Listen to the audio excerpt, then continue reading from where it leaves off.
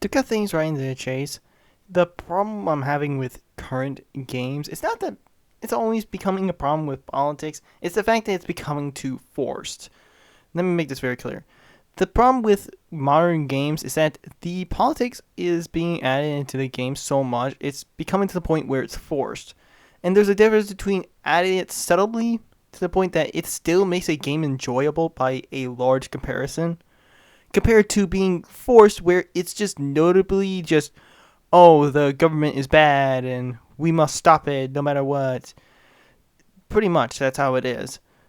In short, it's like really just why though? Another problem I'm having with modern games is just the fact that Sweet Baby Inc. even came out with just saying that we want to burn the game industry to the ground for whatever reason. I'm like, I know they have an agenda, but what is that for? I question that because it's like, why? Who hurt you just to do that? I don't understand any of this.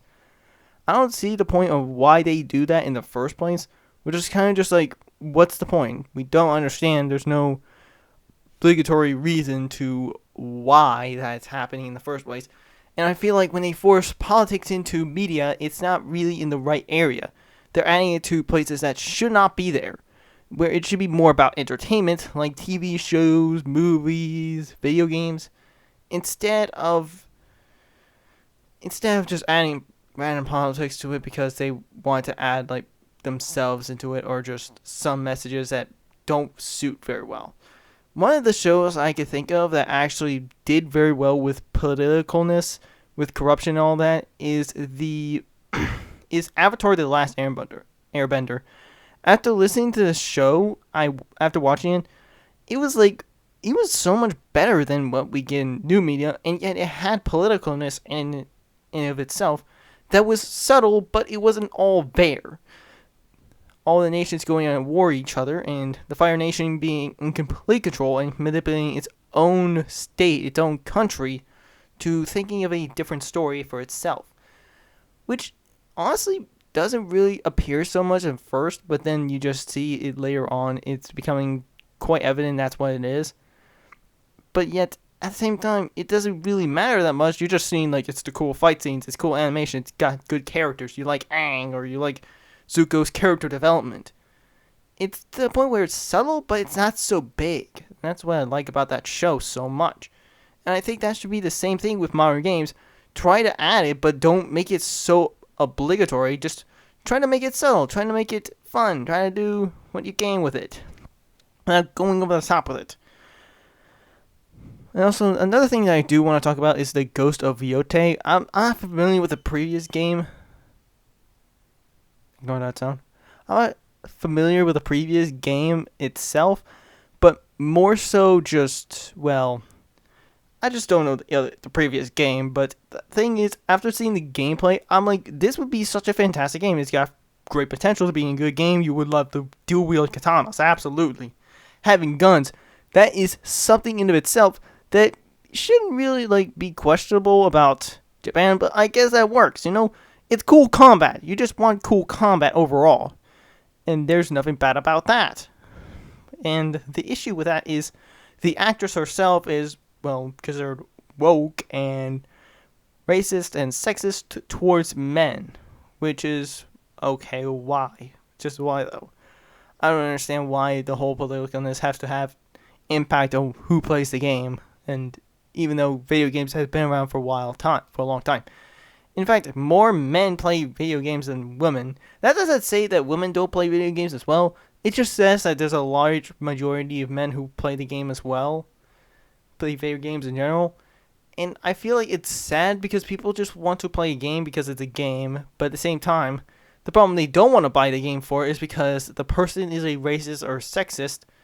And that contradicts on like, should I buy the game that also supports them in their funds, or should I just ignore the game just so they don't get anything out of it? It's not really because it's a bad game. It's just because the person is a bad person. The actress is a bad person. The actor is a bad person. And I feel like people just take that the wrong way a lot.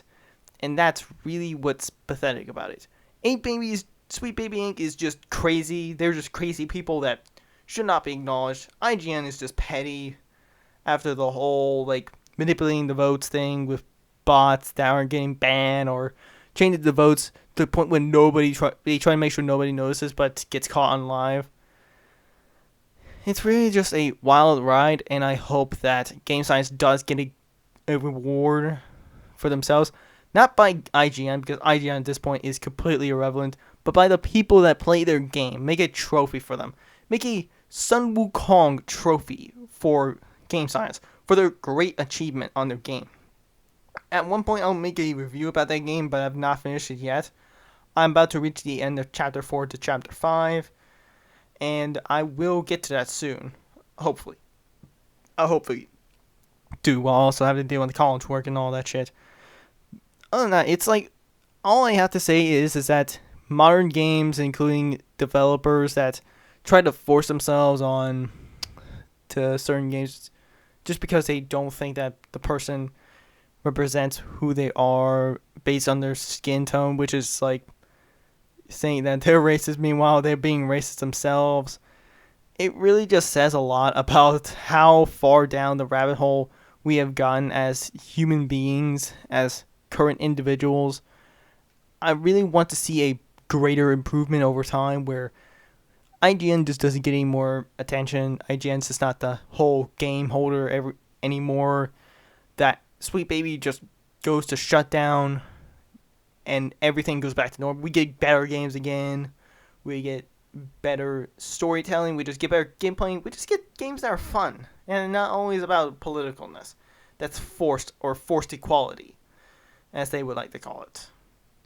And then I hope this does get to your attention. That it just, I don't want to like make a toxic message about that. IGBTQ community is bad, or Sweet Baby Inc. is evil. Ink Baby is definitely evil. Sweet Baby Inc. is definitely evil.